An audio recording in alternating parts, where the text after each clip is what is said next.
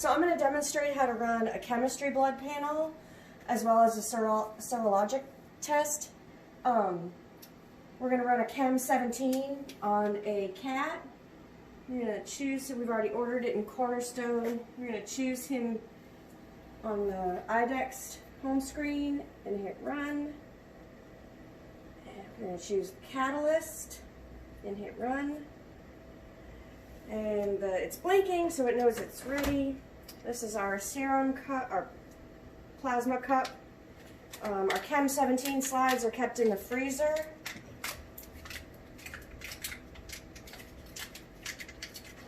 Insert our slides like this.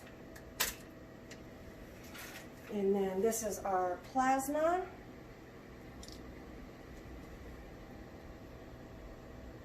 We need to fill the plasma cup to the clear line, or at least 0.3 plasma. Make sure there's no air bubbles.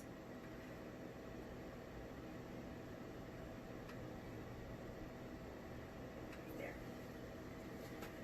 And so we've got our sample and our slides. Close the drawer and hit run. And then we're also going to run, and I'm also going to run an ELISA test. It's an enzyme-linked immunosorbent assay test. This is a feline triple test, so it's going to test for FIV, leukemia, as well as heartworm disease in cats.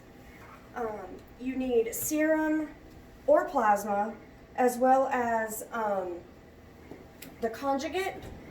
Your test is kept in the refrigerator, and you want it to be room temperature before you run it. So we're going to do 4 drops of the conjugate.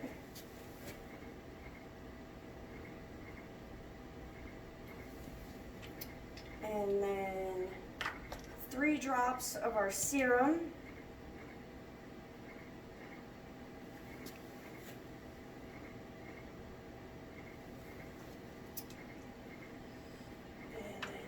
Invert that gently to mix it.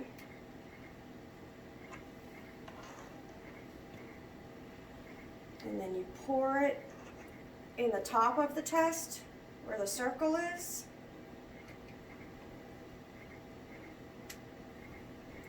And your conjugate and serum run through the test. And when it ends up in the little circle down at the bottom of the test, you then snap it.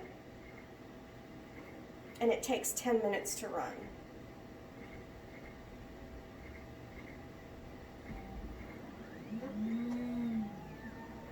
Okay, go ahead and snap. And we'll see the results in 10 minutes.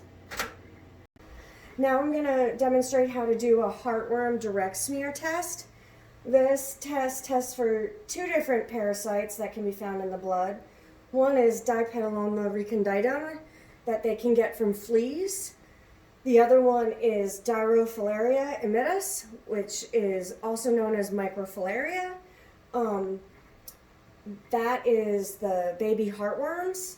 The way you tell the difference in the 2 parasites is the Dipetyloma recondita has a flat nose and a curly tail. The microfilaria have the straight nose and a pointy tail.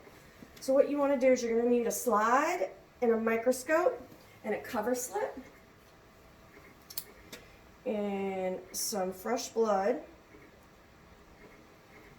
and we are going to take 1 drop of blood, place it on the slide, and then we are going to cover it with a cover slip, and then you want to look on the microscope and scan the entire slide for either of those parasites moving across the slide. And you want to make sure you scan the entire slide. This isn't this is not the best way to test for heartworm disease, as it's just 1 drop of blood and there may not be that many babies in the bloodstream.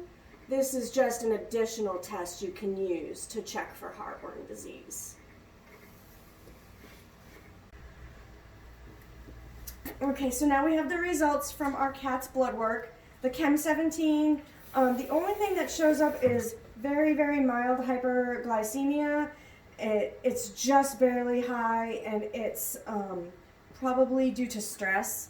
Everything else is within normal limits on our Chem 17. Our ELISA test came back negative as well. The reason we know it's negative is the positive control is the only dot that you can see.